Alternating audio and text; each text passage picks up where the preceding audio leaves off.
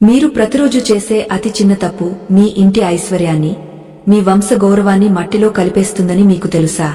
ఒక భార్య తన భర్తతో కలిసి భోజనం చేయడం అనేది మనం ప్రేమగా భావిస్తాం కాని ఆ చిన్న పొరపాటే ఆ ఇంటి వినాశనానికి ఎలా కారణమవుతుందో తెలిస్తే మీరు నిశ్చేష్టులవుతారు.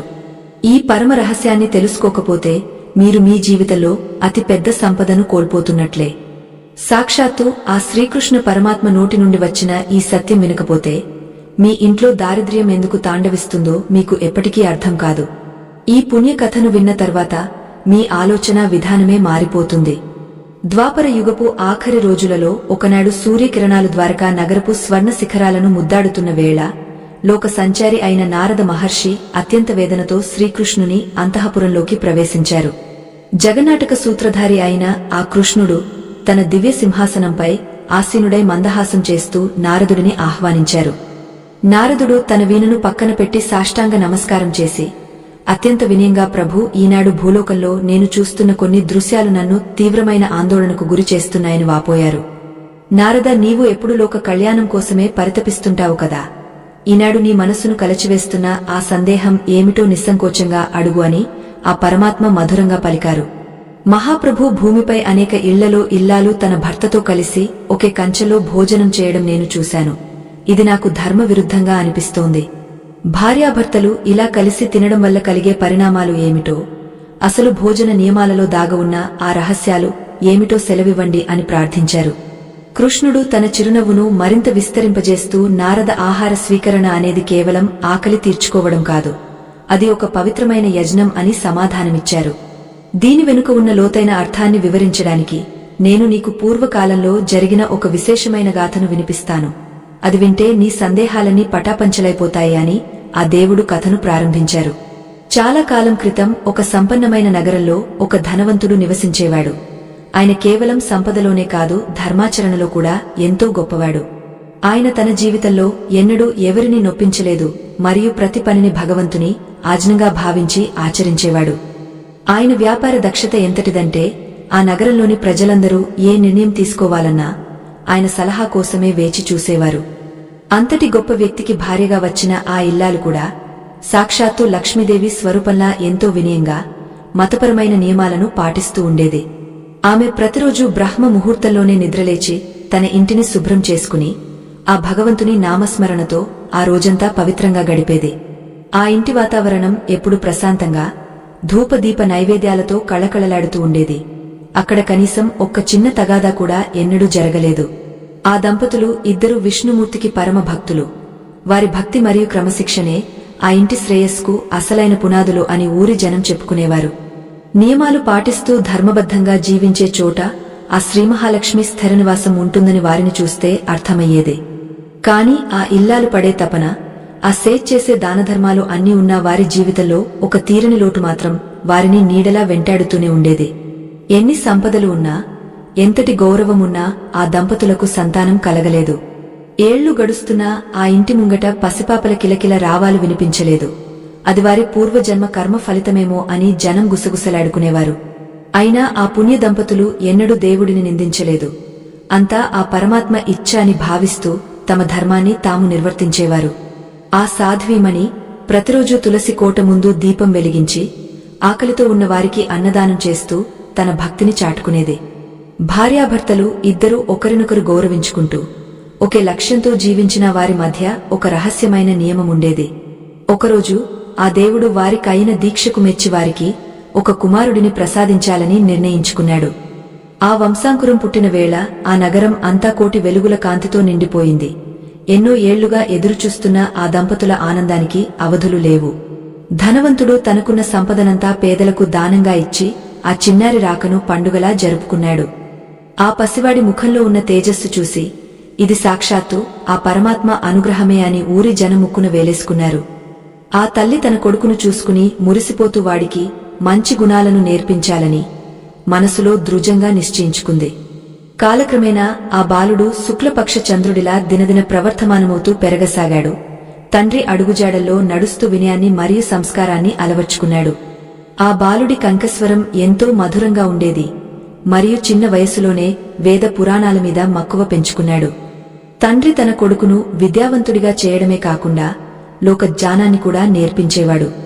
ఆ తల్లి తన బిడ్డకు ప్రతిరోజూ ధర్మబద్ధమైన కథలు చెబుతూ మనిషికి సంపద కంటే గుణమే ముఖ్యమని బోధించేది.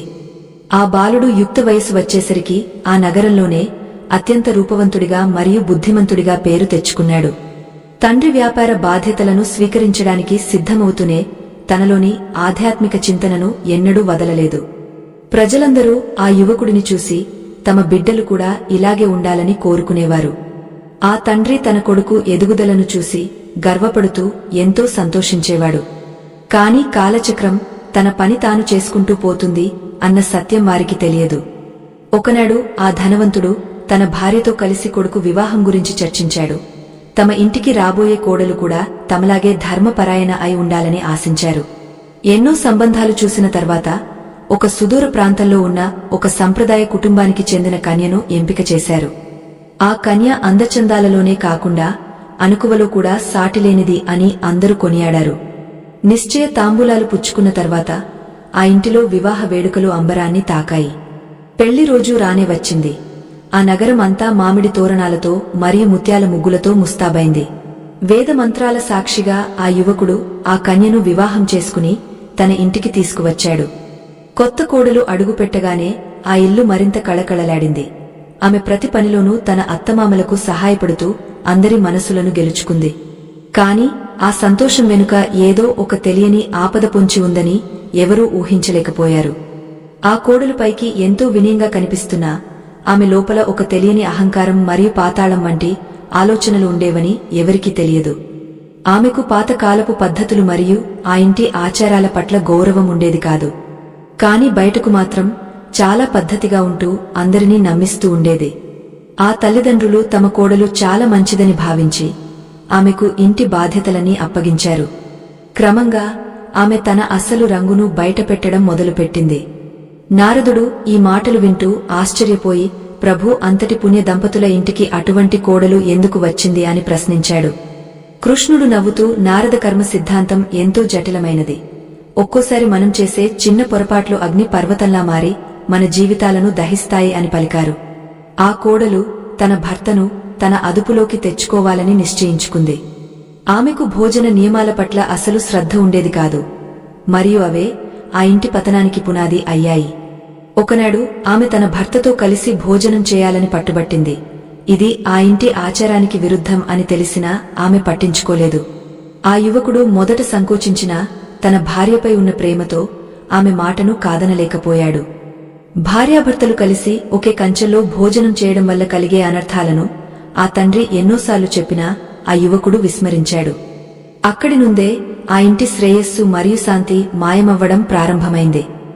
భోజనం చేసేటప్పుడు ఉండాల్సిన ఏకాగ్రత మరియు పవిత్రత ఆ ఇంట్లో క్రమంగా తగ్గుతూ వచ్చింది. ఆ కోడలు తన భర్తకు భోజనం వడ్డిస్తూనే పనికిరాని విషయాల గురించి మరియు ఇతరుల చాడీల గురించి మాట్లాడేది. ఇలా చేయడం వల్ల ఆహారం విషతుల్యమవుతుందని ఆ పరమాత్మ నారదుడికి వివరించారు. భోజన సమయంలో కోపంగాని లేదా అధికమైన ప్రేమగాని ప్రదర్శించడం వల్ల కలిగే దుష్పరిణామాలు ఆ కుటుంబం మీద పడటం మొదలయ్యాయి. ఆ ధనవంతుడి వ్యాపారంలో నష్టాలు రావడం మొదలయ్యాయి మరియు ఆ ఇంట్లో అనారోగ్య సమస్యలు తలెత్తాయి. ఇది చూసిన ఆ తల్లి ఎంతో ఆందోళన చెందింది. కాని కారణం ఏమిటో ఆమెకు వెంటనే అర్థం కాలేదు. ఆమె ప్రతిరోజు చేసే పూజలు కూడా ఫలితాలను ఇవ్వడం లేదని ఆమెకు అనిపించసాగింది. ఆ ఇంట్లోని పాజిటివ్ శక్తి క్రమంగా తగ్గపోయి చీకటి నీడలు అలుముకోవడం అందరూ గమనించారు. ఆ కోడలు మాత్రం తన పద్ధతులను మార్చుకోకుండా మరింత వింతగా ప్రవర్తించసాగింది. ఒకరోజు ఆ ధనవంతుడు తన కొడుకును పిలిచి, నాయనా, నువ్వు చేస్తున్న ఈ పని ధర్మ విరుద్ధం. భార్యాభర్తలు కలిసి భోజనం చేయడం వల్ల వంశ గౌరవం తగ్గుతుంది అని హెచ్చరించాడు. కాని ఆ యువకుడు అప్పటికే తన భార్య మాటలకు పూర్తిగా లోబడిపోయాడు. తండ్రి మాటలను పెడచెవిన పెట్టి ఆయనను ఎదిరించడం మొదలుపెట్టాడు. ఆ ఇల్లు నరకంలా మారుతున్న వేళ ఆ తల్లి కన్నీరు మున్నీరుగా విలపిస్తూ ఆ దేవుడిని ప్రార్థించసాగింది. కృష్ణుడు ఈ కథను చెబుతుంటే నారదుడు ఎంతో ఆసక్తిగా వింటూ, అసలు భార్యాభర్తలు కలిసి తినడం వల్ల అంత పెద్ద ప్రమాదం ఎలా జరుగుతుంది అని అడిగాడు. దానికి ఆ పరమాత్మ, నారద మనిషి తీసుకునే ఆహారమే అతని ఆలోచనలను ప్రభావితం చేస్తుంది అని సమాధానమిచ్చాడు. భోజనం చేసేటప్పుడు మనసు ప్రశాంతంగా లేకపోతే ఆహారం శారీరక మరియు మానసిక రోగాలకు దారితీస్తుంది. ఆ కోడలు చేస్తున్న ఈ పొరపాటు వల్ల ఆ వంశం అంతా ఇబ్బందుల్లో పడింది. ఆ కోడలు తన అత్తమామలను ఎలాగైనా ఆ ఇంటి నుండి వెళ్లగొట్టాలని కుతంత్రాలు పన్నడం మొదలుపెట్టింది. ఆమెకు తన భర్త తనకి మాత్రమే సొంతం కావాలనే స్వార్థం పెరిగిపోయింది. తన మామగారి వ్యాపార రహస్యాలను ఇతరులకు చెప్పి ఆయనను అవమానాల పాలు చేసింది. ఆ ధనవంతుడు తన జీవితకాలం సంపాదించిన కీర్తి ప్రతిష్టలు మసకబారడం చూసి కుమిలిపోయాడు. ఆ తల్లి తన కొడుకు మారిపోయాడని గ్రహించి తట్టుకోలేకపోయింది. ఒక శుభముహూర్తంలో ఆ కోడలు ఒక ఘోరమైన తప్పు చేసింది. అది ఆ ఇంటిని చిన్నాభిన్నం చేసేంత శక్తివంతమైనది. ఆమె తన భర్తకు వడ్డించే భోజనంలో కొన్ని నిషేధించబడిన పదార్థాలను కలిపింది. ఇలా చేయడం వల్ల తన భర్త తనను ఎన్నడూ వదిలి వెళ్లడని ఆమె భ్రమపడింది. కాని ఆ పనివల్ల ఆ యువకుడి ఆరోగ్యం క్షీణించడం మొదలైంది మరియు అతని మనసు కూడా వికలమైంది. ఆ ఇంటి దేవత అయిన మహాలక్ష్మి ఆ గడప దాటి వెళ్లిపోయే సమయం ఆసన్నమైంది. కృష్ణుడు నారదుడితో ఇలా అన్నారు, చూడు నారద, ఏ ఇంట్లో అయితే భోజన నియమాలు పాటించరో అక్కడ దరిద్రం తాండవిస్తుంది. భార్యాభర్తలు కలిసి తినడం వల్ల ఆ ఇంటి పురుషుడికి ఉండాల్సిన తేజస్సు మరియు ధైర్యం క్రమంగా నశిస్తాయి. ఇది కేవలం ఒక మూఢనమ్మకం కాదు. దీని వెనుక ఎంతో వైజ్ఞానిక మరియు ఆధ్యాత్మిక కారణముంది. ఆ కోడలు చేసిన ఈ పనికి ఆమె ఎలాంటి శిక్ష అనుభవించిందో తెలిస్తే ఎవరైనా వణికిపోతారు. ఆ ధనవంతుడి ఇల్లు ఇప్పుడు ఒకప్పుడు ఉన్నట్లుగా లేదు. అక్కడ ఎప్పుడూ ఏడుపులు మరియు అసూయతో నిండిన వాతావరణం నెలకొంది. ఆ తల్లిదండ్రులు తమ కొడుకును చూసి భయపడే పరిస్థితి వచ్చింది. ఆ యువకుడు తన తండ్రిని ఇల్లు వదిలి వెళ్లమని ఆజ్ఞాపించాడు. అది విన్న ఆ వృద్ధుడి గుండె పగిలిపోయింది. ఈ కథలో ఉన్న మలుపులు వింటే భోజనం చేసేటప్పుడు మనం ఎంత జాగ్రత్తగా ఉండాలో అర్థమవుతుంది అని కృష్ణుడు ముగించారు. వృద్ధాప్యంలో కన్నకొడుకు నోటి నుండి వచ్చిన ఆ కఠినమైన మాటలు విన్న ఆ తండ్రి గుండె 1000 ముక్కలైనట్లు అనిపించింది. తాము ఎంతో గారాబంగా పెంచిన కుమారుడు పరాయి మహిళ మాటలు విని ఇలా మారిపోవడం ఆయన జీర్ణించుకోలేకపోయారు. కళ్లలో నీళ్లు సుడులు తిరుగుతుండగా ఆ తల్లి తన భర్త వైపు దీనంగా చూసింది. ఆ క్షణం ఆ ఇంటి గోడలు కూడా మూగగా రోదిస్తున్నట్లు అనిపించాయి. ఎందుకంటే ఆ ఇంట్లోని లక్ష్మీకళ అప్పుడే మాయమవ్వడం ప్రారంభమైంది. ఆ పుణ్య దంపతులు కేవలం ధరించిన వస్త్రాలతోనే ఆ ఇంటి నుండి బయటకు నడిచారు. తమ వెనకాల ఉన్న వైభవాన్ని చూసి ఒక్క క్షణం కూడా వెనుదిరిగి చూడలేదు. వారు నడుస్తుంటే ఆ పట్టణ ప్రజలందరూ కంటనీరు పెట్టుకున్నారు. కాని ఆ కొడుకు మరియు కోడలు మాత్రం మేడమీద నుండి నవ్వుతూ చూశారు. ఆ తల్లి తన మనసులో జగన్నాటక సూత్రధారిని ప్రార్థిస్తూ నా బిడ్డకు మంచి బుద్ధి ప్రసాదించమని వేడుకుంది. ఆ వృద్ధ దంపతులు నగరం వెలుపల ఉన్న ఒక చిన్న పర్ణశాలలో నివాసముండాలని నిశ్చయించుకున్నారు. కృష్ణుడు ఈ ఘట్టాన్ని వివరిస్తుంటే నారదుడు కళ్ల నిండా నీళ్లతో ప్రభు, ఆ బిడ్డకు అంతటి కచిన మనసు ఎలా వచ్చింది అని అడిగాడు. దానికి ఆ పరమాత్మ నారద మనిషి తీసుకునే ఆహారమే అతని బుద్ధిని నిర్దేశిస్తుంది అని మళ్లీ నొక్కి చెప్పారు. ఆ కోడలు ప్రతిరోజూ తన భర్తతో కలిసి భోజనం చేయడం వల్ల అతనిలోని పురుష శక్తి మరియు విచక్షణ జ్ఞానం క్షీణించాయి. భోజనం అనేది ఒక శాంతియుత ప్రక్రియగా ఉండాలి, కాని అక్కడ అది ఒక అహంకార ప్రదర్శనగా మారింది. ఆ ఇంట్లో వంటగది అనేది ఒక దేవాలయం లాంటిది. కాని ఆ కోడలు అపవిత్రమైన మనసుతో మరియు అశ్రద్ధతో వంట చేసేది. భోజనం చేసే సమయంలో ఆమె తన భర్తకు ఇతరుల మీద కోపం కలిగేలా మాటలు చెప్పేది. దీనివల్ల ఆహారం విషప్రాయంగా మారింది. భర్తకు భోజనం వడ్డించిన తర్వాతే భార్య భుజించాలి అనేది ప్రాచీన ధర్మం. ఎందుకంటే భర్త ద్వారా వచ్చే శక్తి భార్యకు రక్షణగా నిలుస్తుంది. కాని వారు ఒకే కంచెల్లో తినడం వల్ల ఆ శక్తి సమతుల్యత దెబ్బతింది. ఆ యువకుడు క్రమంగా తన ఆలోచన శక్తిని కోల్పోయి తన భార్య చెప్పిన ప్రతి మాటను వేదవాకులా భావించసాగాడు. వ్యాపారంలో నష్టాలు వస్తున్నా అతను పట్టించుకోకుండా విలాసాలకు బానిసయ్యాడు. దీనికి తోడు ఆ కోడలు మరింత ఖర్చు చేస్తూ సంపదను హరింపజేసింది. ఇంటిలోని పెద్దలను వెళ్లగొట్టిన నాటి నుండి ఆ ఇంట్లో అన్నదానాలు ఆగపోయాయి మరియు దీపం వెలిగించేవారు కరువయ్యారు. ఆ ఇల్లు క్రమంగా దెయ్యాల కొంపలా తయారవుతుంటే చుట్టుపక్కల వారు భయంతో వణికిపోయారు. నారద భోజన సమయంలో నిశ్శబ్దం పాటించాలని మన పెద్దలు ఎందుకు చెప్పారో తెలుసా? ఎందుకంటే మనం తినేటప్పుడు మన మనసులో ఉండే భావాలు ఆహారం ద్వారా శరీరంలోకి వెళ్తాయి. ఆ కోడలు నిరంతరం అసూయ మరియు ద్వేషంతో ఉండేది కాబట్టి ఆ ప్రభావం ఆమె భర్తపై పడింది. భార్యాభర్తలు కలిసి భోజనం చేయడం వల్ల ఒకరిలోని దోషాలు మరొకరికి సంక్రమిస్తాయి. అందుకే శాస్త్రాలు ఒకే కంచెలో భోజనాన్ని నిషేధించాయి. అది కేవలం ఆచారం కాదు, అది ఒక గొప్ప జీవన సూత్రం. ఆ వృద్ధ దంపతులు పర్ణశాలలో ఉంటూ ఉన్నంతలోనే తృప్తి పడుతూ భగవంతుని ధ్యానంలో కాలం గడిపేవారు. వారు తిన్న కొద్దిపాటి ఆహారం కూడా భగవంతునికి నివేదించి తినడం వల్ల వారు ఎంతో ప్రశాంతంగా ఉండేవారు. అక్కడ ఐశ్వర్యం లేకపోయినా మానసిక శాంతి పుష్కలంగా ఉండేది. ఇది చూసి ఆ దేవుడు ముచ్చటపడ్డాడు. అటువైపు ఆ రాజభవనం లాంటి ఇంట్లో మాత్రం ప్రతిరోజూ గొడవలు మరియు అశాంతి తాండవిస్తూనే ఉన్నాయి. ఒకరోజు ఆ యువకుడికి తీవ్రమైన అనారోగ్యం చేసింది. వైద్యులు ఎంత ప్రయత్నించినా అతని జబ్బు తగ్గలేదు. తన భార్య తనను కాపాడుతుందని అతను నమ్మాడు కాని ఆమె అతని మీద విరక్తి చూపడం మొదలుపెట్టింది.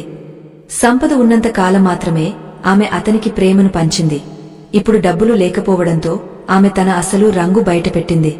అప్పుడు ఆ యువకుడికి తన తల్లిదండ్రుల విలువ అర్థమైంది కాని అప్పటికే చాలా సమయం గడిచిపోయింది. కృష్ణుడు నారదుడితో ఇలా అన్నారు: నారద, ఏ భార్య అయితే తన భర్తను ధర్మ మార్గంలో నడిపిస్తుందో ఆమె నిజమైన అర్ధాంగ. కాని ఏ భార్య అయితే భర్తను పెద్దలకు దూరం చేసి తన స్వార్థం కోసం వాడుకుంటుందో ఆమె కాలకుట విషం కంటే ప్రమాదకరం. ఆ కోడలు తన భర్తతో కలిసి భోజనం చేస్తూ అతనిలోని మంచిని చంపేసింది. ఇది కేవలం ఒక ఉదాహరణ మాత్రమే.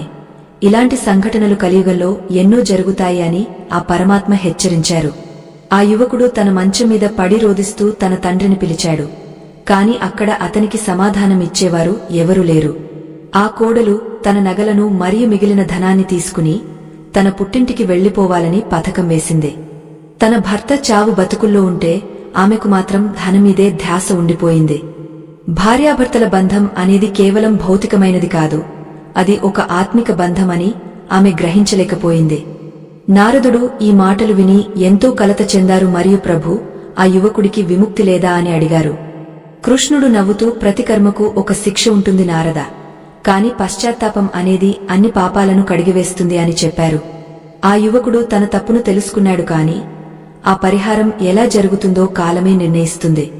ఆ ఇంట్లో ఇప్పుడు చీకటి అలుముకుంది మరియు ఆ భయంకరమైన నిశ్శబ్దం చావు కబురు కోసం వేచి చూస్తోంది.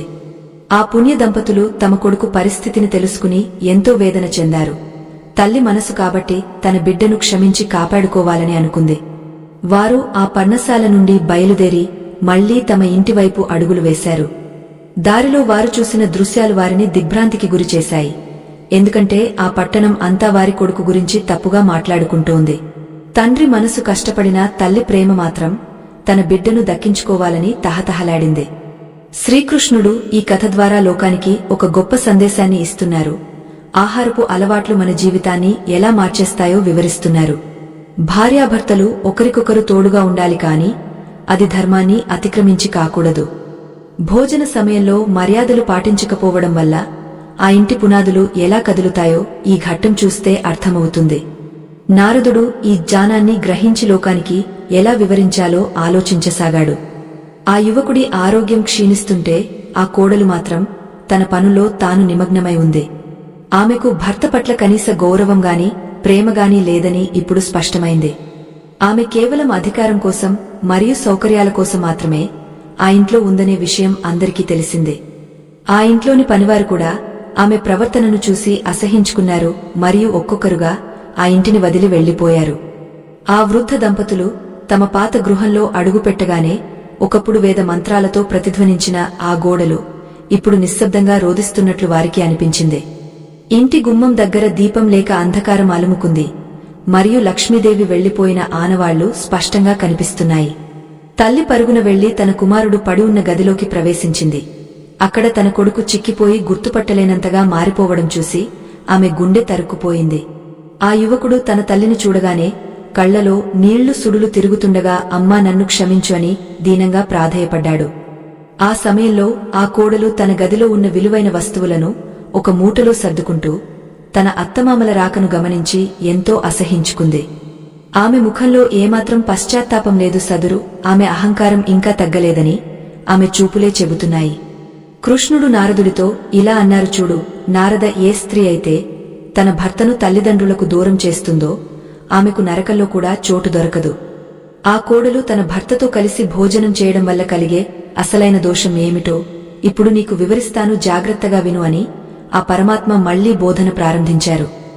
భార్యాభర్తలు ఒకే పళ్ళెంలో లేదా ఒకే సమయంలో ఎదురెదురుగా కూర్చుని భోజనం చేయడం వల్ల ఆ ఇంటి యజమాని యొక్క ఆయుష్షు క్రమంగా తగ్గిపోతుంది. భోజనం అనేది కేవలం శరీరానికి ఇచ్చే ఆహారం కాదు, అది ఆత్మకు కలిగే తృప్తి. అక్కడ భార్య తన భర్తకు వడ్డిస్తున్నప్పుడు ఆమెలోని ప్రేమ మరియు గౌరవం ఆహారంలో కలుస్తాయి. కాని ఎప్పుడైతే వారు సమానంగా కూర్చుని తింటారో అక్కడ గౌరవ భావం మాయమై కేవలం ఇంద్రియ సుఖం మాత్రమే మిగులుతుంది. దీనివల్ల ఆ పురుషుడిలో ఉండాల్సిన నాయకత్వ లక్షణాలు మరియు ధైర్యం క్షీణించి అతను భార్యకు బానిసగా మారుతాడు. నారద పురాణాల ప్రకారం భార్య భర్త తిన్న తర్వాత మిగిలిన ఆహారాన్ని ప్రసాదంగా స్వీకరిస్తే ఆ వంశం వృద్ధి చెందుతుంది మరియు ఆ దంపతుల మధ్య అన్యోన్యత పెరుగుతుంది. కాని ఆ కోడలు దీనికి విరుద్ధంగా ప్రవర్తించింది. ఆమె తన భర్త కంటే ముందే తినేది లేదా అతనితో కలిసి తింటూ అతనిని అనేక రకాల ఒత్తిడికి గురిచేసేది. భోజన సమయంలో ధర్మం గురించి కాని భగవంతుని గురించి కాని చర్చించకుండా కేవలం లౌకికమైన ఆశల గురించి మాట్లాడటం వల్ల ఆహారం ఆసురి గుణాలను కలిగిస్తుంది. ఆ యువకుడు అటువంటి ఆహారాన్ని తీసుకోవడం వల్లే అతని బుద్ధి వికలమై తన తల్లిదండ్రులను బయటకు పంపగలిగాడు. ఆ తల్లి తన కొడుకు తల నిమురుతూ కన్నీరు కారుస్తుంటే ఆ తండ్రి తన కొడుకు పరిస్థితిని చూసి వైద్యులను పిలిపించమని చెప్పారు. కాని ఆ నగరంలోని వైద్యులెవరూ ఆ యువకుడికి వైద్యం చేయడానికి ముందుకు రాలేదు. ఎందుకంటే అతను తన తల్లిదండ్రులను అవమానించిన సంగతి అందరికీ తెలుసు.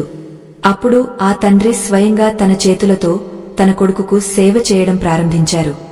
ఆ తల్లి వంటింటిలోకి వెళ్లి పవిత్రమైన మనసుతో భగవంతుని నామస్మరణ చేస్తూ కొద్దిగా ఆహారాన్ని సిద్ధం చేసింది. ఆహారం చూస్తుంటేనే అందులో ఏదో ఒక దివ్యమైన శక్తి ఉన్నట్లు అనిపించింది. కృష్ణుడు నారదుడితో ఇలా పలికారు: నారద, వంట చేసే వ్యక్తి మనసు ఎంత పవిత్రంగా ఉంటే ఆహారం అంతటి ఔషధంగా మారుతుంది. ఆ తల్లి తన కొడుకుపై ఉన్న వాత్సల్యంతో మరియు భగవంతునిపై ఉన్న నమ్మకంతో ఆ భోజనాన్ని తయారు చేసింది. అదే సమయంలో ఆ కోడలు మాత్రం తన గదిలో కూర్చుని ఆ వృద్ధులను ఎలా మళ్లీ బయటకు పంపాలా అని కుతంత్రాలు పన్నుతోంది. ఆమెకు తన భర్త ఆరోగ్యం కంటే తన అధికారం మరియు సంపద ముఖ్యం అనిపించింది. అటువంటి మనస్తత్వమున్న స్త్రీలు ఉన్న ఇల్లు ఎప్పటికీ సుఖంగా ఉండదు. ఆ తల్లి సిద్ధం చేసిన ఆహారాన్ని తన కొడుకుకు తినిపిస్తుంటే ఆ యువకుడి కళ్లలో నుండి నీళ్లు ధారలుగా ప్రవహించాయి. ప్రతి ముద్దలోనూ అతనికి తన తల్లి ప్రేమ మరియు తండ్రి రక్షణ అర్థమవ్వడం మొదలైంది. ఆహారం అతని శరీరంలోని విషాన్ని హరింపజేస్తూ అతనికి ఒక కొత్త శక్తిని ఇస్తున్నట్లు అనిపించింది. భోజనం చేసేటప్పుడు తల్లి ఇచ్చే దీవెనలు మరియు ఆమె చేసే ప్రార్థనలు ఆ బిడ్డకు రక్షా కవచంలా పనిచేస్తాయి. క్రమంగా ఆ యువకుడి ముఖంలో ఒక చిన్నపాటి వెలుగు కనిపించడం ప్రారంభమైంది. నారద ఆహారం తీసుకునేటప్పుడు పాటించాల్సిన మరొక ముఖ్యమైన నియమం ఏమిటంటే భోజనం చేసే స్థలం ఎంతో పరిశుభ్రంగా ఉండాలి. ఆ కోడలు భోజన ప్రదేశాన్ని అపవిత్రం చేయడమే కాకుండా అక్కడ ఎప్పుడూ కలహాలు పెట్టుకునేదే. దీనివల్ల ఆ ఇంటి వాస్తు దోషాలు పెరిగే ఆర్థిక ఇబ్బందులు తలెత్తాయి. ఏ ఇంట్లో అయితే భార్యాభర్తలు భోజనం చేసేటప్పుడు ఒకరినొకరు నిందించుకుంటారో అక్కడ లక్ష్మీదేవి ఒక్క క్షణం కూడా నిలబడదు. ఈ రహస్యం తెలియని ఆ కోడలు తన సర్వస్వాన్ని కోల్పోయే స్థితికి చేరుకుంది. ఆ యువకుడు మంచం మీద నుండి నెమ్మదిగా లేచి కూర్చుని తన తండ్రి పాదాలకు నమస్కరించాడు. నాన్న, నన్ను క్షమించండి, నేను ఆ మోహంలో పడి ధర్మాన్ని విస్మరించాను అని ఏడుస్తూ పలికాడు. ఆ తండ్రి తన కొడుకును గుండెలకు హత్తుకుని, నాయనా, తప్పు తెలుసుకోవడమే పెద్ద ప్రాయశ్చిత్తం అని ఓదార్చారు. కాని ఆ కోడలు అక్కడికి వచ్చి మళ్లీ కేకలు వేయడం ప్రారంభించింది. ఈ ముసలివాళ్లు మళ్లీ ఇక్కడికి ఎందుకు వచ్చారు అంటూ వితండవాదం చేసింది. ఆమె గొంతులో ఉన్న ఆ కరుకుదనం ఆ ఇంటి శాంతిని మళ్లీ భంగం కలిగించింది. కృష్ణుడు నారదుడితో ఇలా అన్నారు: నారద, ఏ స్త్రీ అయితే తన మామగారిని మరియు అత్తగారిని గౌరవించదో ఆమె తన వంశానికి తీరని నష్టం చేకూరుస్తుంది. ఆ కోడలు తన భర్తతో కలిసి భోజనం చేసేటప్పుడు చేసిన ప్రమాణాలు అన్నీ అబద్ధాలని ఇప్పుడు స్పష్టమైంది. ఆమె కేవలం అతనిని తన చెప్పుచేతల్లో ఉంచుకోవడానికి ఆ నాటకమాడింది. భార్యాభర్తలు కలిసి భోజనం చేయడం వల్ల కలిగే మరో అనర్థమేమిటంటే వారిద్దరి మధ్య ఉండాల్సిన ఆకర్షణ మరియు గౌరవం క్రమంగా తగ్గిపోయి కేవలం యాంత్రికమైన బంధంగా మారుతుంది. ఆ కోడలు తన భర్తను మళ్లీ ప్రభావితం చేయాలని ప్రయత్నించింది, కాని అప్పటికే ఆ యువకుడికి కళ్ళు తెరుచుకున్నాయి. ఆమె మాటల వెనుక ఉన్న విషయాన్ని అతను గుర్తించాడు మరియు ఆమెను వారించాడు. అది చూసి ఆమె మరింత ఉగ్రరూపం దాల్చి ఆ ఇంటిని వదిలి వెళ్లిపోతానని బెదిరించింది. ఆమె వెళ్లిపోతే ఆ ఇల్లు ఇంకా అపవిత్రమవుతుందని ఆమె భ్రమపడింది, కాని నిజానికి ఆమె వెళ్లిపోవడమే ఆ ఇంటికి శుభసూచకం. ధర్మం ఎప్పుడూ సత్యం వైపే ఉంటుంది అనడానికి ఈ ఘట్టమే నిదర్శనం. నారద ఏ భార్య అయితే తన భర్త కంటే ముందే భోజనం చేస్తుందో ఆమె ఆ ఇంటి ఐశ్వర్యాన్ని హరిస్తుంది అని శాస్త్రాలు చెబుతున్నాయి. ఎందుకంటే భర్త ఇంటికి యజమాని మరియు రక్షకుడు. ఆయన తృప్తి చెందిన తర్వాతే భార్య భుజించడం వల్ల ఆ ఇంటికి శుభం కలుగుతుంది. ఇది వివక్ష కాదు, ఇది ఒక క్రమశిక్షణ. దీనివల్ల కుటుంబంలో ఒకరి పట్ల ఒకరికి గౌరవం పెరుగుతుంది. ఈ నియమాన్ని ఉల్లంఘించిన ఆ కోడలు ఇప్పుడు తన పతనాన్ని తానే కొనితెచ్చుకుంది. ఆ యువకుడు తన భార్యతో ఇలా అన్నాడు, నీవు నా జీవితంలోకి వచ్చిన నాటి నుండి నేను నా ధర్మాన్ని మర్చిపోయాను. మనము కలిసి చేసిన ఆ భోజనాలు నాలోని విచక్షణను చంపేశాయి. ఇప్పుడు నాకు అర్థమైంది నేను ఎంతటి తప్పు చేశానో. నీవు మారాలనుకుంటే ఇక్కడ ఉండు, లేదంటే నీ దారి నీదే అని ఖచ్చితంగా చెప్పేశాడు. ఆ మాటలు విన్న ఆ కోడలు నిశ్చేష్టురాలైంది. ఎందుకంటే తన మాయాజాలం ఇక పని చేయదని ఆమెకు అర్థమైంది. శ్రీకృష్ణుడు నారదుడికి ఈ విధంగా బోధిస్తూ భోజనం యొక్క గొప్పతనాన్ని వివరిస్తున్నారు. ఆ యువకుడి జీవితంలో జరిగిన ఈ మార్పు కేవలం అతని పశ్చాత్తాపం వల్లే కాదు, ఆ తల్లి పెట్టిన పవిత్రమైన ఆహారం వల్ల కూడా సాధ్యమైంది. మన శరీరంలోకి వెళ్లే ప్రతి అణువు మన ప్రవర్తనను మారుస్తుంది. ఆ కోడలు చేసిన తప్పులు ఆమెను ఎలా వెంటాడుతాయో మరియు ఆ కుటుంబం మళ్లీ ఎలా పూర్వ వైభవాన్ని పొందుతుందో ముందు ముందు చూస్తావు అని ఆ పరమాత్మ చిరునవ్వుతో చెప్పారు. ఆ కోడలు తన భర్త నోటి నుండి అంతటి కఠినమైన మాటలు వస్తాయని కలలో కూడా ఊహించలేదు. ఆమె ముఖం ఒక్కసారిగా వివర్ణమైపోయింది. తన అందంతోనూ మరియు మాయమాటలతోనూ భర్తను ఎప్పుడూ తన అదుపులో ఉంచుకోవచ్చని ఆమె భ్రమపడింది. కాని ఇప్పుడు తన పప్పులు ఉడకవని అర్థం చేసుకున్న ఆమె తన అహంకారాన్ని మరింత ప్రదర్శిస్తూ తన సామాన్లన్నీ సర్దుకోవడం మొదలుపెట్టింది. నేను ఈ ఇల్లు వదిలి వెళ్తే మీరు దిక్కులేనివారు అవుతారు అని ఆమె అరిచిన అరుపులు ఆ వీధి చివరి వరకు వినిపించాయి. ఆ వృద్ధ తల్లిదండ్రులు మాత్రం మౌనంగా తమ ఇష్టదైవాన్ని స్మరించుకుంటూ ఆ దౌర్భాగ్యపు ఘడియలు గడిచిపోవాలని కోరుకున్నారు. శ్రీకృష్ణుడు నారదుడిని చూసి ఇలా అన్నారు, నారద విను. ఏ పురుషుడు అయితే తన భార్యతో కలిసి ఒకే పాత్రలో భోజనం చేస్తాడో అతనిలోని ఓజస్సు క్రమంగా క్షీణిస్తుంది. మన శరీరంలో ఉండే ప్రాణశక్తి మనం తీసుకునే ఆహారం మీద ఆధారపడి ఉంటుంది. భార్యాభర్తలు కలిసి భోజనం చేసేటప్పుడు వారిలోని భావోద్వేగాలు ఒకరికొకరు బదిలీ అవుతాయి. భార్య మనసులో ఏదైనా అసూయ లేదా ద్వేషముంటే అది ఆహారం ద్వారా భర్త రక్తంలోకి చేరుతుంది. దీనివల్ల ఆ పురుషుడిలో ఉండాల్సిన వివేకం మందగించి అతను సరైన నిర్ణయాలు తీసుకోలేకపోతాడు. అందుకే మన పూర్వీకులు భర్త భోజనం చేసిన తర్వాతే భార్య తినాలని నియమం పెట్టారు. ఈ నియమం వెనుక ఉన్న అంతరార్థం ఏమిటంటే భర్త తన విధులను నిర్వర్తించి తృప్తిగా భోజనం చేసినప్పుడు అతని నుండి వెలువడే తరంగాలు ఆ ఇంటికి రక్షణగా నిలుస్తాయి. ఆ తర్వాత భార్య ఆ మిగిలిన ఆహారాన్ని ప్రసాదంగా స్వీకరించడం వల్ల వారి మధ్య అన్యోన్యత మరియు ఆధ్యాత్మిక బంధం బలపడుతుంది. ఒకే కంచెంలో తినడం వల్ల వారి మధ్య ఉండే గౌరవ మర్యాదలు లోపించి అది కేవలం శారీరక ఆకర్షణకు మాత్రమే పరిమితమవుతుంది. ఆ కోడలు తన భర్తను ఎప్పుడూ తన పక్కనే కూర్చోబెట్టుకుని తినిపించడం వల్ల అతను తన తల్లిదండ్రుల పట్ల ఉండాల్సిన కనీస ధర్మాన్ని కూడా మర్చిపోయాడు. ఆ యువకుడు ఇప్పుడు నెమ్మదిగా కోలుకుంటూ తన తల్లి చేసిన పవిత్రమైన ఆహారాన్ని తీసుకుంటున్నాడు. ప్రతిరోజూ అతనిలో ఒక తెలియని మార్పు వస్తోంది. అతని కళ్లలో మళ్లీ ఆ పాత తేజస్సు కనిపిస్తోంది మరియు తన తప్పులను గుర్తు చేసుకుని కుమిలిపోతున్నాడు. ఆ తల్లి తన కొడుకుకు కేవలం ఆహారం మాత్రమే కాదు, తన ఆశీస్సులను కూడా ప్రతి ముద్దలో కలిపి పెడుతోంది. ఆ ఇంట్లోని ప్రతి మూల నుండి ఇప్పుడు ఒక దివ్యమైన సువాసన వస్తున్నట్లు అనిపిస్తోంది. గృహంలో మళ్లీ దీపారాధన మొదలైంది మరియు ఆ దేవతా గదిలో ఉన్న విగ్రహాలు మళ్లీ వెలుగులినుతున్నాయి.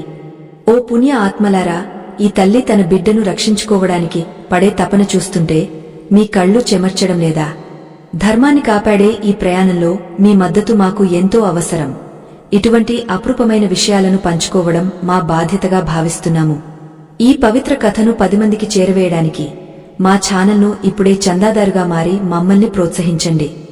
మీ ఒక్క స్పందన మరియు మీ మద్దతు మాకు కొండంత బలాన్ని ఇస్తుంది మరియు మరిన్ని మంచి విషయాలను మీ ముందుకు తీసుకురావడానికి సహాయపడుతుంది. ధర్మ ప్రచారంలో మీరు కూడా భాగస్వాములు కావాలని కోరుకుంటున్నాము. కృష్ణుడు నారదుడితో ఇలా అన్నారు, నారద, ఏ ఇంట్లో అయితే అన్నదాత అయిన మహిళ పవిత్రంగా ఉంటుందో ఆ ఇల్లు ఎప్పుడూ సుభిక్షంగా ఉంటుంది. ఆ కోడలు తన దుష్ట ఆలోచనలతో ఆ వంటగదిని అపవిత్రం చేసింది. ఆమె వండిన ఆహారం కేవలం రోగాలను మాత్రమే ఇచ్చింది. ఎప్పుడైతే ఆ తల్లి మళ్లీ ఆ బాధ్యతను స్వీకరించిందో అప్పుడే ఆ ఇంటికి పూర్వ వైభవం రావడం మొదలైంది. భోజనం చేసేటప్పుడు మనసులో భగవంతుని తలచుకోవడం వల్ల ఆహారం అమృతంగా మారుతుంది. కాని ఆ కోడలు భోజన సమయంలో కేవలం ధనం మరియు నగలు గురించి మాత్రమే చర్చించేది. ఆ కోడలు తన నగలను మరియు పట్టు వస్త్రాలను అన్నింటినీ ఒక పెద్ద మూటలో కట్టుకుని తన పుట్టింటికి వెళ్లడానికి సిద్ధమైంది.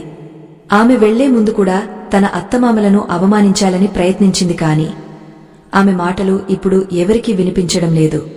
ఆ యువకుడు తన భార్య వైపు చూసి, నీవు వెళ్లాలనుకుంటే వెళ్లవచ్చు, కాని నా ధర్మాన్ని నేను ఇక వదులుకోను అని ఖచ్చితంగా చెప్పాడు.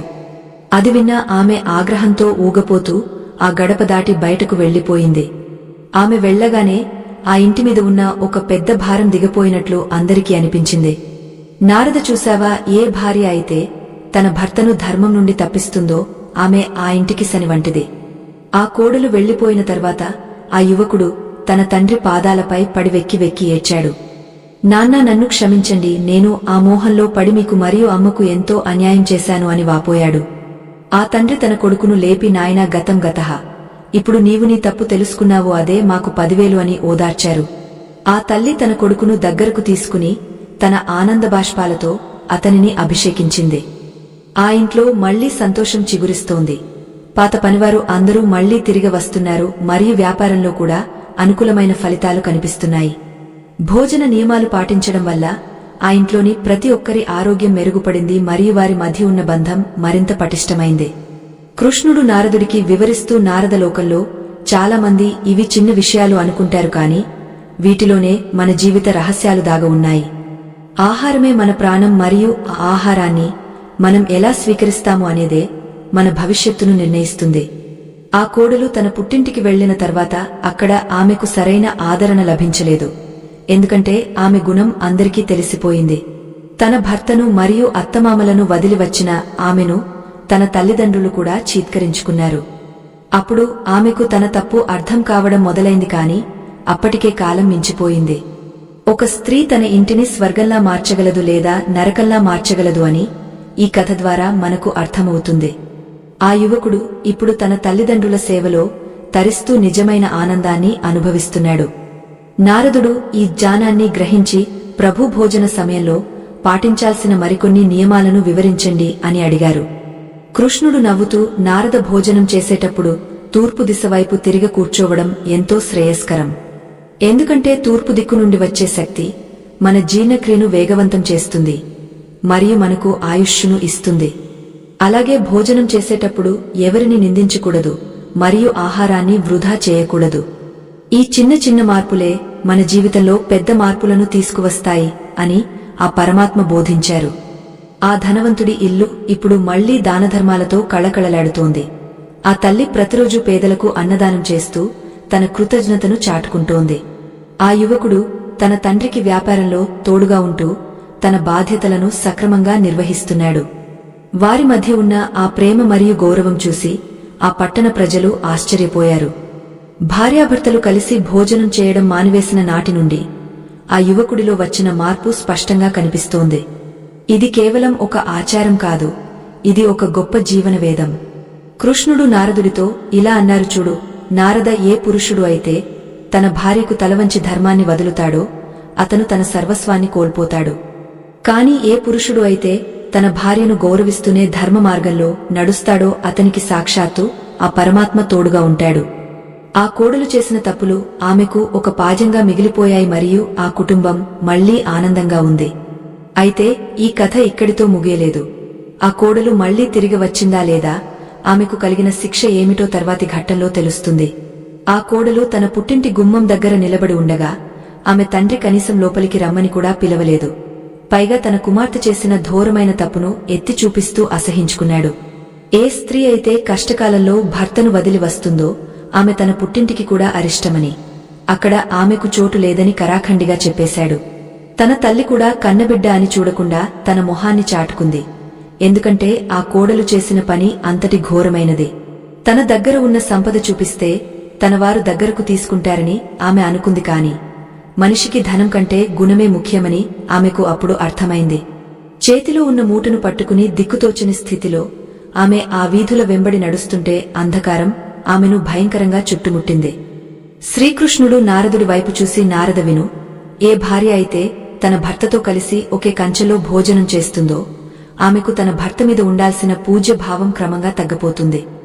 భోజనం అనేది మనిషిలోని సంస్కారాన్ని పెంచే ప్రక్రియ కావాలి కాని అది మమకారాన్ని పెంచే సాధనం కాకూడదు. భార్యాభర్తలు కలిసి భోజనం చేయడం వల్ల ఆ పురుషుడిలోని సత్వగుణం నశించి తమో గుణం ప్రవేశిస్తుంది. తమో గుణం వల్ల మనిషిలో మొండితనం, అజ్ఞానం మరియు అహంకారం పెరుగుతాయి. ఆ యువకుడిలో సరిగ్గా అదే జరిగింది. తన భార్యతో కలిసి తిన్న ప్రతి ముద్ద అతనిలోని వివేకాన్ని హరించి అతడిని ఒక కీలుబొమ్మలా మార్చేసింది. దీనివల్ల ఆ కుటుంబంలో ఐక్యత దెబ్బతిని వినాశనం ప్రారంభమైంది. నారద, మనిషి శరీరంలో 7 చక్రాలు ఉంటాయని నీకు తెలుసు కదా. మనం భోజనం చేసేటప్పుడు ఆ చక్రాలు ఆహారంలోని శక్తిని గ్రహిస్తాయి. భార్యాభర్తలు ఒకరికొకరు ఎదురుగా కూర్చుని భోజనం చేసినప్పుడు వారిలోని విద్యుత్ తరంగాలు పరస్పరం జీకుంటాయి. దీనివల్ల ఆ పురుషుడిలోని రక్షక శక్తి బలహీనపడి అతను అనారోగ్యాల పాలు కావడానికి అవకాశముంది. భార్య ఎప్పుడూ భర్తకు అన్నపూర్ణగా ఉండాలి తప్ప భోజన భాగస్వామిగా మారకూడదు. అందుకే పూర్వం మహిళలు తమ భర్తలకు వడ్డించివారు తృప్తిగా తిన్న తర్వాత ఆ మిగిలిన ప్రసాదాన్ని అమృతంగా భావించి స్వీకరించేవారు. ఆ పద్ధతిలో ఉన్న ఆరోగ్యం మరియు ఆయుష్షు ఈ ఆధునిక పోకడలలో ఎక్కడా కనిపించదు. ఆ కోడలు ఇప్పుడు ఒక పాత దేవాలయం అరుగుమీద కూర్చుని ఆకలితో విలవిలలాడుతోంది. ఆమె దగ్గర ఎంత బంగారమున్నా అది ఆమె ఆకలిని తీర్చలేకపోయింది. ఒకప్పుడు రుచికరమైన పదార్థాలను విలాసంగా తిన్న ఆమెకు ఇప్పుడు కనీసం గుక్కెడు నీళ్లు ఇచ్చే నాథుడు లేకపోయాడు. అప్పుడు ఆమెకు తన అత్తగారు వండిన పవిత్రమైన ఆహారం గుర్తుకు వచ్చింది. ఆ తల్లి ఎంతో ప్రేమతో వడ్డిస్తుంటే తాను ఆ భోజనాన్ని ఎన్నోసార్లు తృణీకరించిన సంగతి గుర్తొచ్చి ఆమె పశ్చాత్తాపంతో కుమిలిపోయింది. ఏ ఇల్లు అయితే తన గడప దాటిన వారికి అన్నం పెడుతుందో ఆ ఇంటి కోడలిగా ఉండి తాను ఎంతటి పాపం చేశానో ఆమెకు ఇప్పుడు స్పష్టంగా అర్థమైంది. ఆ చీకటి రాత్రిలో ఆమె కన్నీళ్లు ఆమెలోని అహంకారాన్ని కడిగివేస్తున్నట్లు అనిపించింది. కృష్ణుడు ఈ కథను కొనసాగిస్తూ నారద భోజనం చేసే పాత్ర కూడా ఎంతో ముఖ్యమని చెప్పారు. ఆ కోడలు ఎప్పుడు వెండి, బంగారు పాత్రల మీద ఉన్న మక్కువతో ఆహారం యొక్క పవిత్రతను విస్మరించింది. కాని ఆ తల్లి మట్టి పాత్రలో వండిన ఆహారంలో కూడా అద్భుతమైన రుచి మరియు శక్తి ఉంది. ఎందుకంటే అందులో ఆమె నిస్వార్థమైన ప్రేమ దాగ ఉంది. భార్యాభర్తలు కలిసి భోజనం చేసేటప్పుడు వారి మధ్య కేవలం శరీర సంబంధమైన చర్చలు మాత్రమే జరుగుతాయి. దీనివల్ల ఆహారం మనసుకు చెడు ఆలోచనలను కలిగిస్తుంది. మన పెద్దలు భోజన సమయంలో మౌనంగా ఉండాలని లేదా భగవన్నామ స్మరణ చేయాలని అందుకే చెప్పారు. దీనివల్ల ఆహారం మన రక్తంలో కలిసి మన బుద్ధిని ప్రకాశవంతం చేస్తుంది. నారదుడు ప్రభు మరి భార్యాభర్తలు కలిసి భోజనం చేయడం వల్ల కేవలం పురుషుడికే నష్టం కలుగుతుందా అని అడిగారు. కృష్ణుడు నవ్వుతూ, నారద, దీనివల్ల ఆ స్త్రీకి కూడా నష్టమే కలుగుతుంది అని చెప్పారు. భర్త కంటే ముందే భోజనం చేసే స్త్రీకి తన ఇంటి పట్ల బాధ్యత క్రమంగా తగ్గిపోతుంది మరియు ఆమెలో స్వార్థం పెరుగుతుంది. ఆమెలోని సహనం నశించి అనవసరమైన కోపతాపాలకు లోనవుతుంది. ఆ కోడలు తన భర్తతో సమానంగా కూర్చుని తినడం వల్ల తన అత్తమామల పట్ల ఉండాల్సిన గౌరవాన్ని పూర్తిగా మర్చిపోయింది. ఒక స్త్రీ తన భర్తకు మరియు కుటుంబానికి మూలస్తంభం వంటిది. ఆమె తన నియమాలను వదిలితే ఆ ఇల్లు కూలిపోవడం ఖాయమని ఆ పరమాత్మ వివరించారు. ఆ యువకుడు ఇప్పుడు పూర్తిగా కోలుకున్నాడు. అతను మళ్లీ తన తండ్రి వ్యాపారంలో చేదోడు వాదోడుగా నిలుస్తున్నాడు. అయితే అతను ఇప్పుడు ఒక కొత్త నియమాన్ని పాటిస్తున్నాడు. అదేమిటంటే భోజనం చేసేటప్పుడు ఎంతో నిశ్శబ్దంగా మరియు భక్తితో ఉంటున్నాడు. తన భార్య చేసిన తప్పులను తలుచుకుంటూ ఆమెకు కూడా మంచి బుద్ధి రావాలని దేవుడిని ప్రార్థిస్తున్నాడు. ఆ ఇంటి వాతావరణం ఇప్పుడు ఎంతో ఆహ్లాదకరంగా మారింది. చుట్టుపక్కల వారు మళ్లీ ఆ ఇంటికి రావడం మొదలుపెట్టారు. తన తల్లి చేతి వంటలో ఉన్న ఆ దివ్యత్వాన్ని అతను ఇప్పుడు ప్రతిక్షణం అనుభవిస్తున్నాడు. ఏ ఇంట్లో అయితే నియమాలు పాటిస్తారో అక్కడ సాక్షాత్తు ఆ విష్ణుమూర్తి కొలువై ఉంటారని ఆ నగరం అంతా చెప్పుకుంటున్నారు. ఒకరోజు ఆ కోడలు నడుచుకుంటూ వెళ్తుంటే ఒక ముసలి సన్యాసి ఆమెను ఆపి, అమ్మా, నీ కళ్లలో ఇంతటి వేదన ఎందుకు ఉంది అని అడిగాడు. ఆమె తన కథ అంతా వివరించి తాను చేసిన తప్పులకు పరిహారం ఏమిటో చెప్పమని వేడుకుంది. ఆ సన్యాసి నవ్వుతూ అమ్మా, ఆహారం అనేది మన కర్మకు ప్రతిరూపం. నీవు నీ భర్తతో కలిసి భోజనం చేసి అతనిలోని పుణ్యాన్ని హరించావు. దానికి పరిహారం కేవలం సేవ మాత్రమే. నీవు నీ అహంకారాన్ని వదిలి నీ అత్తమామల పాదాలకు నమస్కరించి వారిని సేవించుకుంటేనే నీకు విముక్తి కలుగుతుంది అని చెప్పారు. ఆ మాటలు విన్న ఆమెలో ఒక కొత్త ఆశ చిగురించింది మరియు తన ఇంటికి తిరిగి వెళ్లాలని నిశ్చయించుకుంది. కృష్ణుడు నారదుడితో ఇలా అన్నారు, నారద, చూశావా, మనిషి ఎంతటి తప్పు చేసినా పశ్చాత్తాపం చెందితే ఆ దేవుడు ఏదో ఒక దారి చూపిస్తాడు. ఆ కోడలు తన తప్పు తెలుసుకోవడానికి ఆకలి మరియు అవమానాలు అనుభవించాల్సి వచ్చింది. భోజన నియమాలను అతిక్రమించడం అనేది ఒక సాధారణ విషయంగా కనిపిస్తుంది, కాని అది ఒక వంశం యొక్క భవిష్యత్తును నిర్ణయిస్తుంది. కలియుగంలో ప్రజలు ఆధునికత పేరుతో ఇటువంటి పద్ధతులను విస్మరిస్తారు. దానివల్ల వారి జీవితాల్లో అశాంతి మరియు రోగాలు పెరుగుతాయి. ఏ దంపతులు అయితే భోజన మర్యాదలు పాటిస్తారో వారి ఇల్లు ఎప్పుడూ నందనవనంలా ఉంటుంది అని కృష్ణుడు లోకానికి హితవు పలికారు. ఆ కోడలు ఇప్పుడు తన ఇంటి గుమ్మం దగ్గరకు చేరుకుంది. కాని లోపలికి వెళ్లడానికి ఆమెకు కాళ్లు రావడం లేదు. ఒకప్పుడు తనే యజమానురాలుగా వెలిగిన ఆ ఇంటికి ఇప్పుడు ఒక యాచకురాలిలా వచ్చి నిలబడింది. తన అత్తగారు తులసి కోట ముందు దీపం వెలిగేస్తూ కనిపించారు. ఆ దృశ్యం ఆమెకు ఎంతో పవిత్రంగా అనిపించింది. ఆమె నెమ్మదిగా వెళ్లి ఆ తల్లి పాదాలపై పడి బోరున విలపించింది. అమ్మా, నన్ను క్షమించండి, నేను ఎంతటి ద్రోహం చేశానో ఇప్పుడు నాకు అర్థమైంది. నాకు ఒక్క అవకాశం ఇవ్వండి అని ప్రార్థించింది. ఆ తల్లి మనసు వెన్న వంటిది. తన కోడలి పరిస్థితి చూసి ఆమె కూడా కంటనీరు పెట్టుకుంది. శ్రీకృష్ణుడు నారదుడిని చూసి, నారద, స్త్రీ యొక్క గొప్పతనం క్షమించడంలోనే ఉంది అని చెప్పారు. ఆ తల్లి తన కోడలిని అక్కున చేర్చుకుంది, కాని ఆమెకు ఒక కఠినమైన షరతు పెట్టింది. ఇక నుండి ఆ ఇంట్లో అన్ని నియమాలు పాటించాలని, భోజన మర్యాదలను ఎట్టి పరిస్థితుల్లోనూ ఉల్లంఘించకూడదని చెప్పింది. ఆ కోడలు సంతోషంగా అందుకు అంగీకరించింది. ఆమెలోని ఆ పాత అహంకారం ఎక్కడా కనిపించలేదు. ఆ యువకుడు కూడా తన భార్యను చూసి ఆశ్చర్యపోయాడు.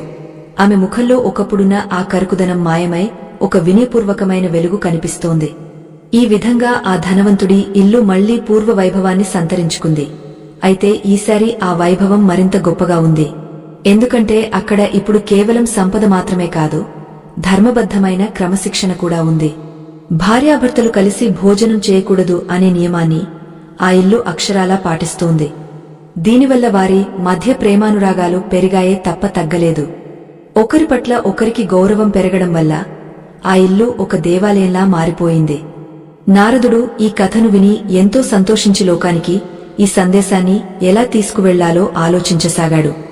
శ్రీకృష్ణ పరమాత్మ తన దివ్యమైన కన్నులతో నారదుడి వైపు చూస్తూ, నారద, విను, ఈ లోకంలో ఆహారం అనేది కేవలం ఆకలిని తీర్చే వస్తువు కాదు, అది ఒక సంస్కారానికి ప్రతీక అని మళ్లీ వివరించడం ప్రారంభించారు.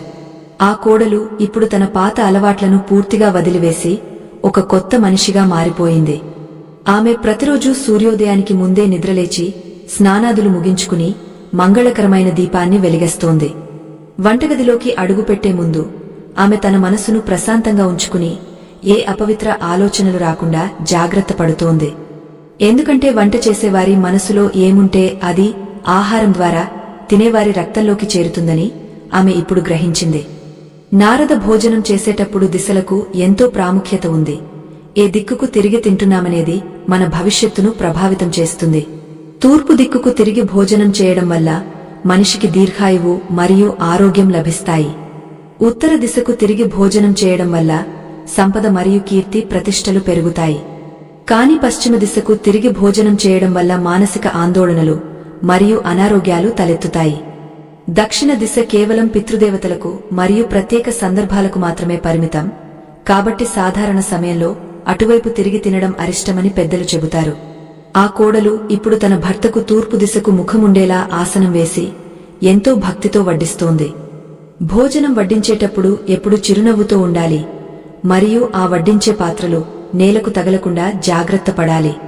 ఆ కోడలు తన భర్త భోజనం చేస్తున్నప్పుడు ఎంతో నిశ్శబ్దంగా ఉంటూ ఆయనకు ఏది అవసరమో గమనించి అందిస్తోంది. ఇది చూసి ఆ వృద్ధ దంపతులు ఎంతో మురిసిపోతున్నారు. ఎందుకంటే ఆ ఇంట్లో మళ్లీ పాత కాలపు పద్ధతులు మరియు గౌరవ మర్యాదలు తిరిగి వచ్చాయి. భార్యాభర్తలు కలిసి భోజనం చేయడం మానివేసిన నాటి నుండి ఆ యువకుడిలో విపరీతమైన ఏకాగ్రత మరియు పని పట్ల నిబద్ధత పెరిగాయి.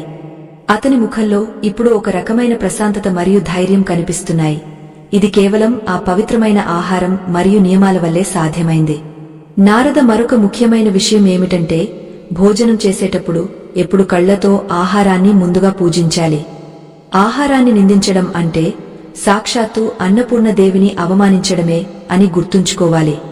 ఆ కోడలు ఇప్పుడు వంటలో ఉప్పు తక్కువైనా లేదా రుచి మారినా ఏమాత్రం అసహనానికి లోను కాకుండా అది దైవ ప్రసాదంగా భావిస్తోంది.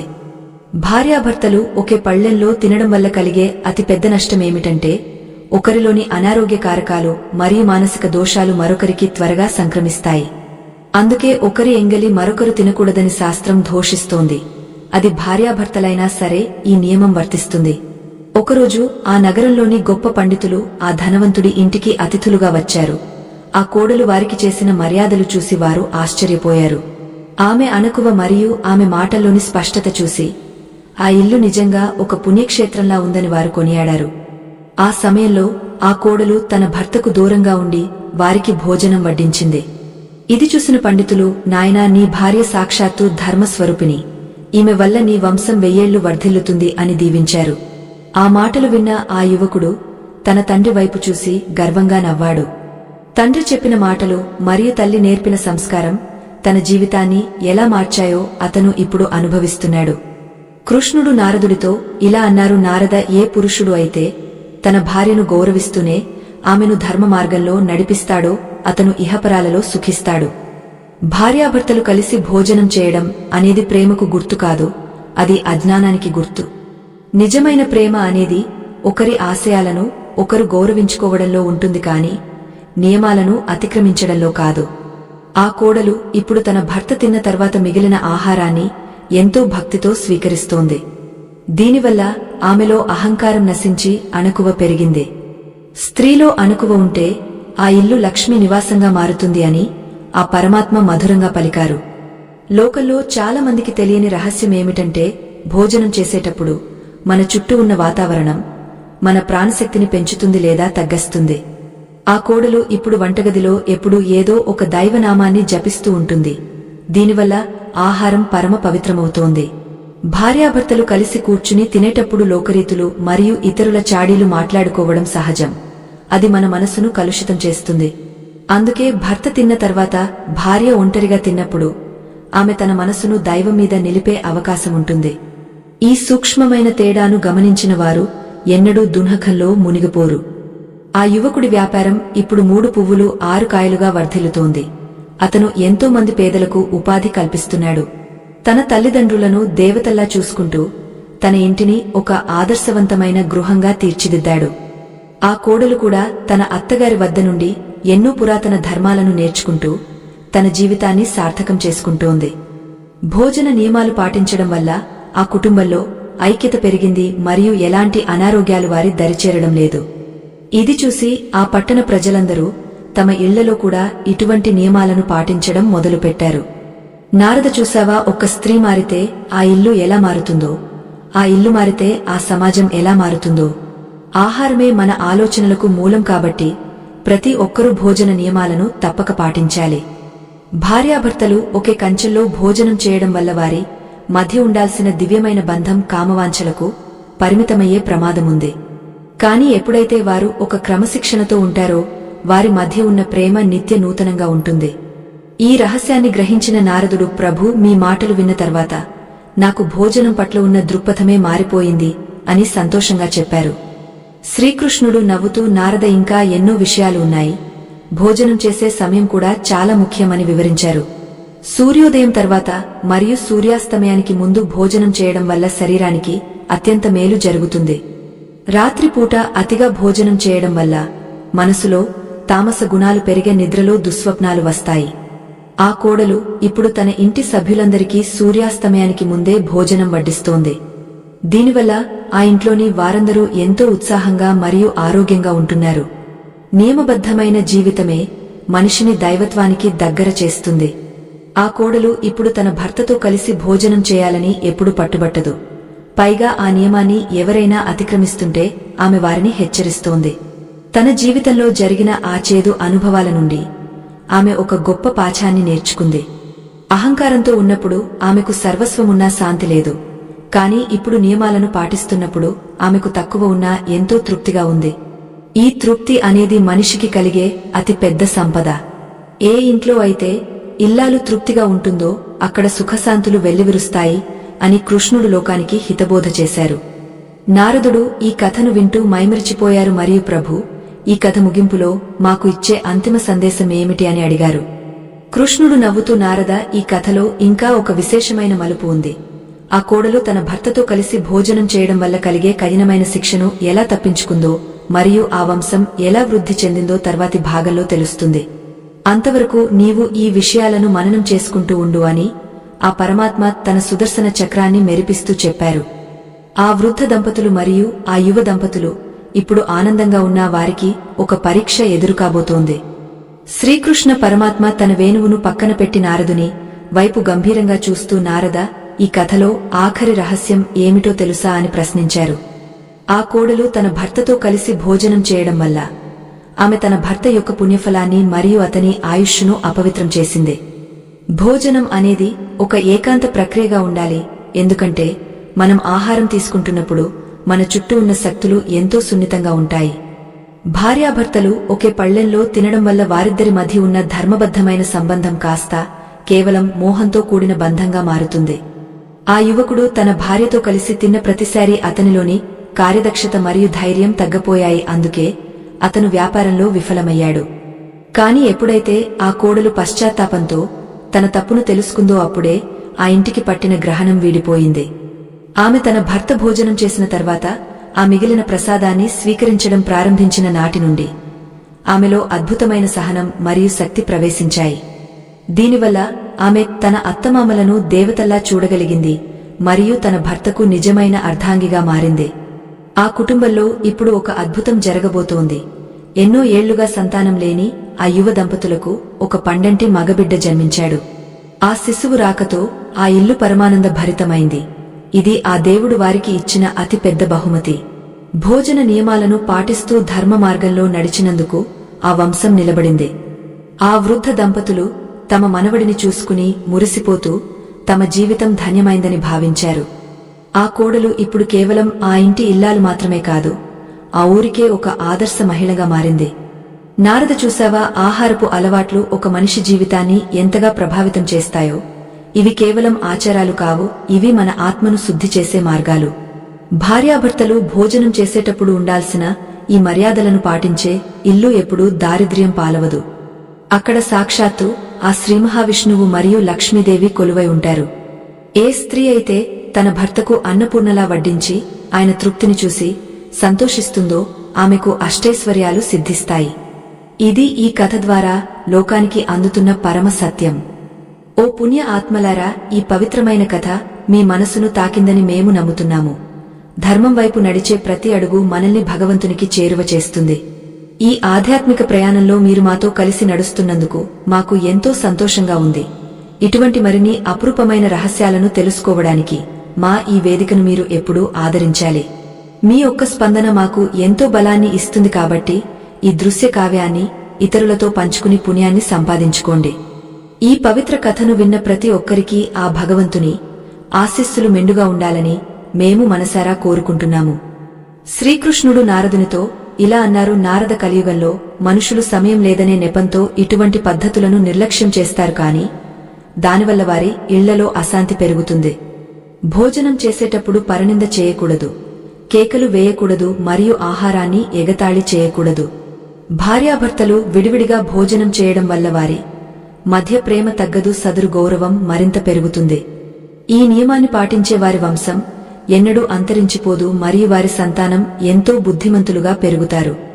ఆ ధనవంతుడి ఇల్లు ఇప్పుడు ఆ పట్టణానికే తలమానికంలా మారింది. అక్కడ ప్రతిరోజు వేద ఘోష వినిపిస్తోంది. ఆ కోడలు తన తప్పులను గుర్తు చేసుకుంటూ ఎప్పుడూ వినయంతోనే మెలుగుతోంది. తన భర్తకు ఏ సమయంలో ఏది కావాలో గమనిస్తూ ఆయన ఆరోగ్యమే తన పరమావధిగా జీవిస్తోంది. దీనివల్ల ఆ యువకుడి ఆయుష్షు పెరగడమే కాకుండా ఆయన కీర్తి నలుదిశలా వ్యాపించింది.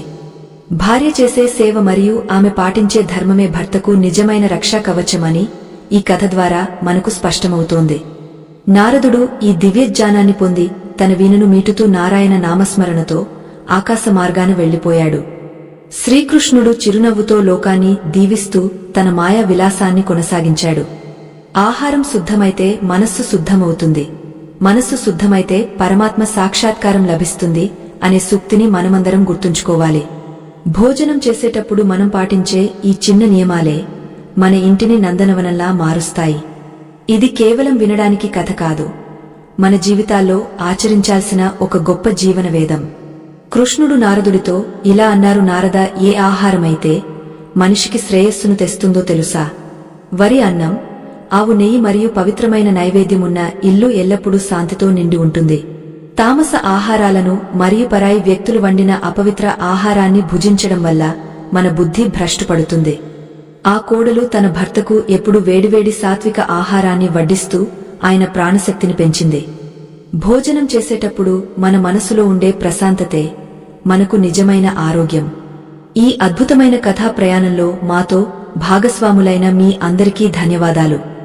మీ జీవితంలో ఉన్న అనేక సమస్యలకు పరిష్కారాలను చూపే ఇటువంటి మరిన్ని రహస్యాల కోసం మా ఆధ్యాత్మిక వేదికలోని మరొక ప్రత్యేకమైన దృశ్య కావ్యాన్ని తప్పకుండా వీక్షించండి. ఆ చిత్రం మీలో ఒక కొత్త ఆలోచనను మరియు ప్రశాంతతను నింపుతుందని మేము ఖచ్చితంగా చెప్పగలము. ధర్మాన్ని రక్షించండి, అది మిమ్మల్ని రక్షిస్తుంది. లోకాన్హ సమస్తా సుఖినోభవంతు. శుభం భూయాత్. ఈ కథా ప్రయాణం ఇక్కడితో సంపూర్ణమైనదే. స్వస్తి.